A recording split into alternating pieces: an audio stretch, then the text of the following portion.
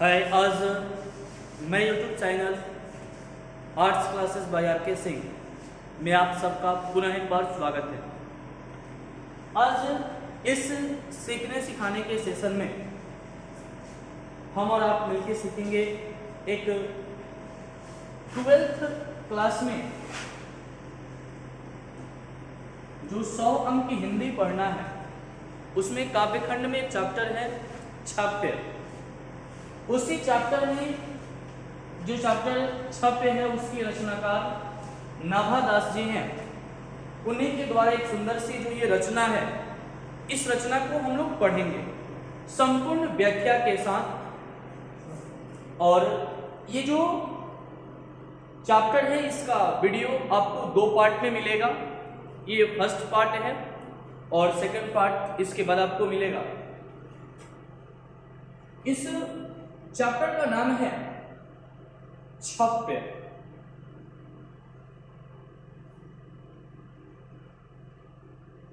छाप्य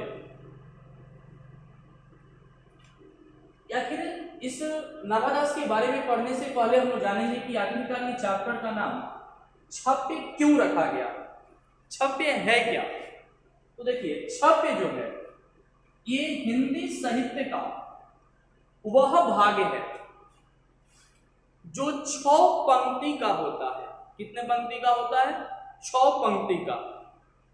और उसे आसानी से गाया जा सकता है, उसे ही कहा जाता है छाप्य। अब यदि आपसे कोई पूछे कि छाप्य क्या है, तो आप उसे बताएंगे कि 6 पंक्तियों का वैसा पद जिसे गाया जा सकता है, उसे ही क्या कहते हैं? छाप्य। इस छाप्य के रचनाकार हैं नाभादास। नाभादास जी इसमें 2 पद के बारे में बताए हैं, जिसमें पहले पद में कबीरदास की प्रशंसा किया है और जो इनका दूसरा पद है उसमें सूरदास जी के बारे में ये बताते हैं। कवि परिचय को सबसे पहले हम लोग पढ़ेंगे। नाभादास जी का जन्म कब हुआ था? तो नाभादास जी का जन्म 1570 ईस्वी के अनुमानित। ऑब्जेक्टिव क्वेश्चन पर ध्यान देंगे। ऑप्शन में यदि सिर्फ 1570 देता है तो आपका सही आंसर नहीं होगा। 1570 अनुमानित देगा तो सही होगा, क्योंकि ये प्राचीन समय की कवि हैं। उस समय लेखन कला की आविष्कार नहीं हुआ था, इसलिए इनके जीवन के बारे में उतनी अधिक जानकारी हिंदी साहित्यों के पास नहीं है। इनकी मृत्यु लगभग 1600 ईस्वी के आसपास हुआ था। इनका जन्म दक्षिण भारत में हुआ था। नाभादास जी का जन्म कहां हुआ था? दक्षिण भारत में। अगर ये वीडियो आप सबको अच्छा लग रहा हो, समझ में आ रहा हो, तो आप मेरे चैनल को सब्सक्राइब करेंगे और इसे अधिक से अधिक शेयर करेंगे, ताकि आर्ट्स, साइंस और कॉमर्स तीनों संकाय के विद्यार्थी जो है वह इसका लाभ उठा सके। और यदि आपको ये चीज नोट करना है तो आप अपने कॉपी कलम से नोट भी कर सकते हैं, अपने मोबाइल से इसका स्क्रीनशॉट ले सकते हैं, नहीं तो आप हमारे नंबर पे कांटेक्ट करके और इसका पीडीएफ भी आप प्राप्त कर सकते हैं। पीडीएफ इन सब्जेक्ट का अवेलेबल है। अब देखेंगे हम इनके माता पिता नाभादास जी की। जब नाभादास जी की शैशव अवस्था थी, यानी कि शैशव अवस्था 0 से 6 वर्ष की अवस्था को शैशव अवस्था कहा जाता है। तो जब नाभादास जी की शैशव अवस्था थी तो इनके पिताजी की मृत्यु हो जाती है। नाभादास जी अभी शैशव अवस्था में थे तो इनके पिताजी की मृत्यु हो गया।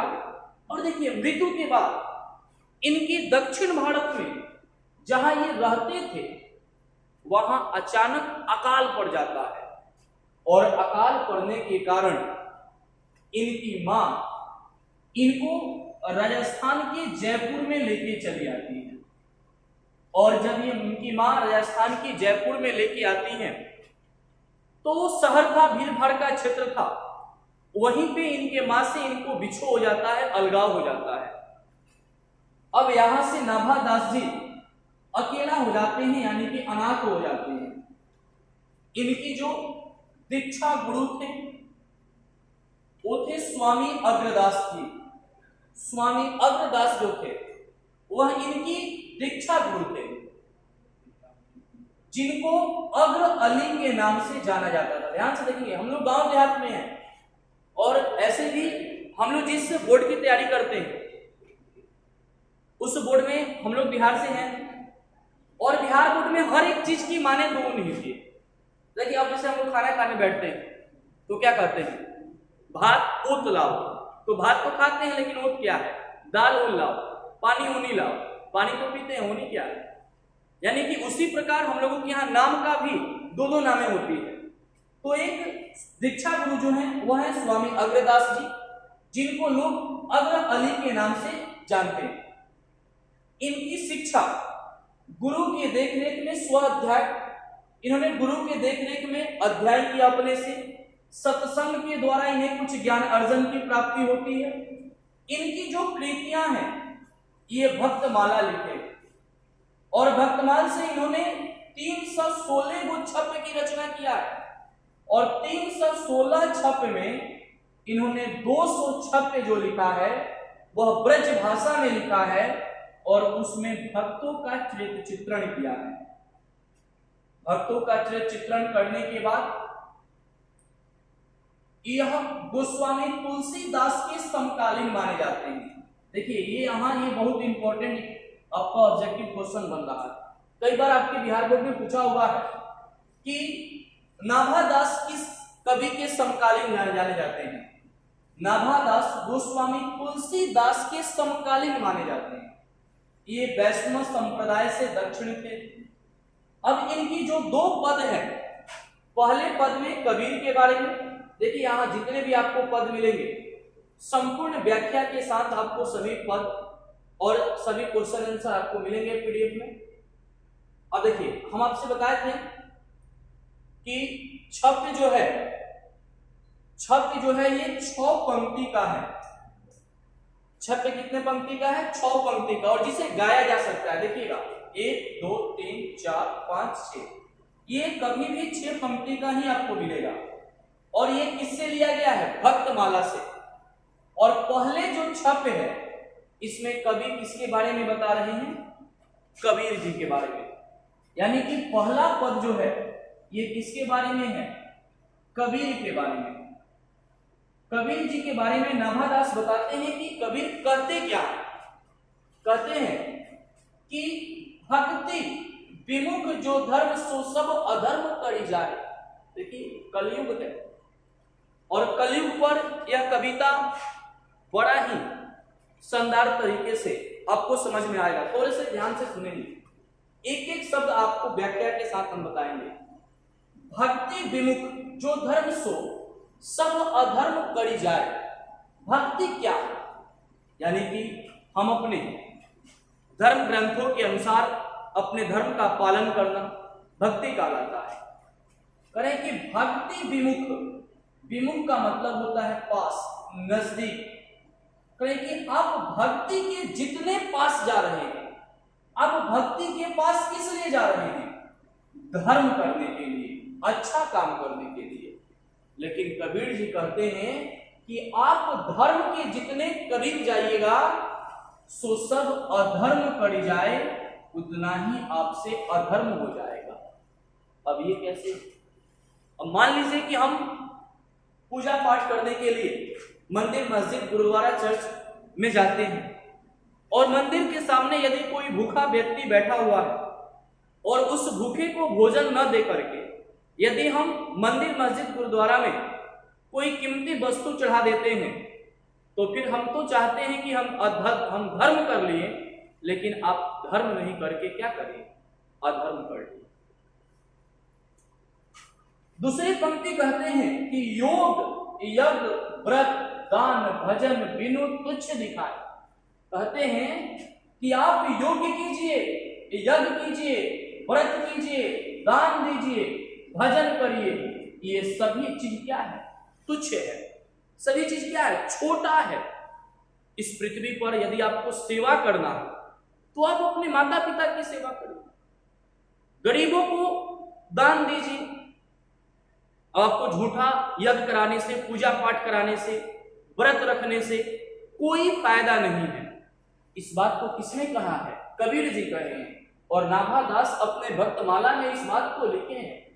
कहते हैं कि हिंदू तुरक परमान, कहते हैं चाहे वह हिंदू हो, तुरक मतलब मुसलमान, चाहे वह मुसलमान हो, क्योंकि हिंदू हो या मुसलमान हो, सबके प्रमाण यानी कि सबके गलती को साक्ष्य यानी कि साबित करके सबके धर्म ग्रंथों को इन्होंने गलत काटा।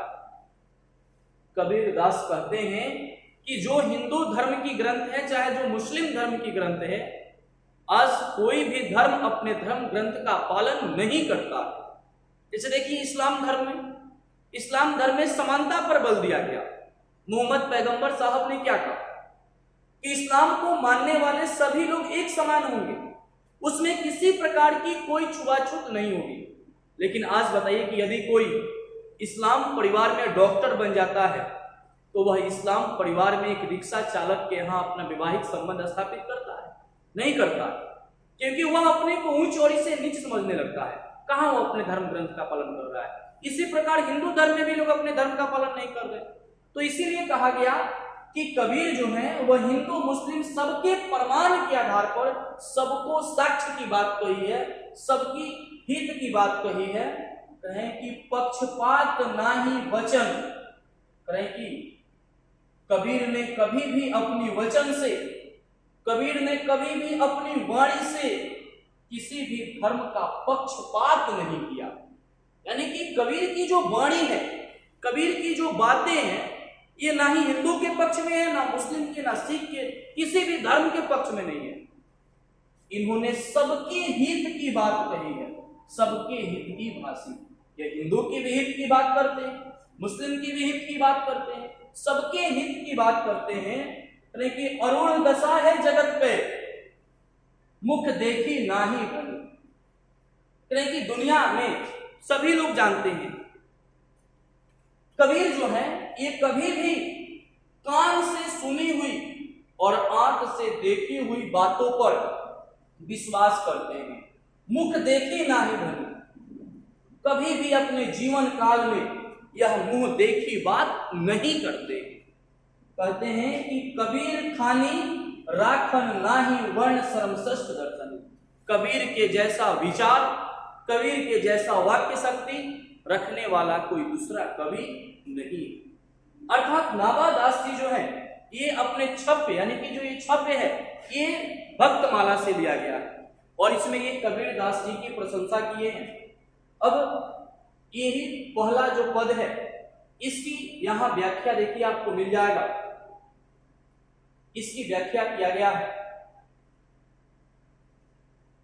देखिए कहा गया कि भक्ति विमुख जो धर्म सो अधर्म करी जाए, योग यज्ञ व्रत दान भजन बिनु तुच्छ दिखाए। यानी कि ये प्रस्तुत पंक्तियां नाभादास द्वारा रचित भक्तमाला से उद्धृत है। यानी कि जो ये पंक्ति है ये नाभादास के द्वारा रचना किया गया है और ये किससे लिया गया है? भक्तमाला से, जिसके माध्यम से नाभादास जी जो है वह कबीर की वाणी की विशेषता बताते हैं, कबीर जी की विशेषता बताते हैं और कहते हैं कि जो व्यक्ति भक्ति के विमुख जाता है वह अधर्म से लिप्त व्यक्ति की तरह कार्य करता है। कबीर ने भक्ति के अतिरिक्त अन्य सभी क्रिया, चाहे वह योग हो, यज्ञ हो, व्रत हो, दान हो, भजन हो, सभी को तुच्छ कहा है। दूसरा ये कहते हैं कि हिंदू तुरक परमान रमैनी शब्दी साकी, पक्षपात नाही वचन सबके हित की भाषी। प्रस्तुत पंक्तियां नाभादास द्वारा रचित भक्तमाला से उद्धृत है, जिसके माध्यम से नाभादास ने किसकी? कबीर वाणी की विशेषता पर प्रकाश डाला है। नाभादास कहते हैं कि कबीर ने हमेशा हिंदू मुसलमान को प्रमाण और सिद्धांत की बात कही है। कबीर ने कभी भी पक्षपात नहीं किया, उन्होंने हमेशा सबके हित की बात कही है। उसके बाद कहते हैं